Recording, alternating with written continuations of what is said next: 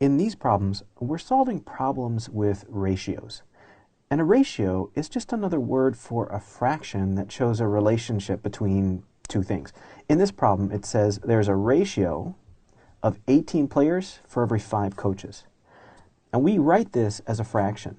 So I'm going to put players on top and coaches on the bottom. It actually doesn't matter which one I put on the top or the bottom, just as long as I keep it straight. So I'm going to make a note for myself. This one's players, and this one's coaches. Now it says, if there are 20 coaches, how many players are there? So what we're going to do is set up another ratio and set it equal to this ratio. This is called creating a proportion. And I want players on the top, just like I have over here, and coaches on the bottom. We know the number of coaches in this second ratio, so I can put 20 on the bottom. We don't know the number of players, so I put an x in there, and we're going to solve this for x. When you have a proportion set up like this, which is these two ratios with an equal sign between them, you can solve by cross-multiplying. So our steps for these are going to be set up a proportion,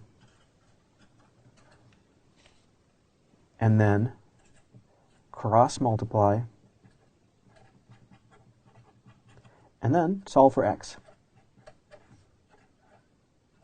So that's our recipe for solving these. Let me show you how the cross multiplication works. You're going to multiply that way, and set the two products equal to each other. So 18 times 20, that's 360. And 5 times x, well, that's 5x. Now to solve this for x, all we have to do is divide by 5. That way these will cancel. And of course I've got to do this to the other side as well. So this becomes, let's see, 360 divided by 5. That should be 72. So x equals 72. So when you have a ratio of 18 players to 5 coaches, if you've got 20 coaches, which is more coaches, you're going to have more players. You're going to have 72 players.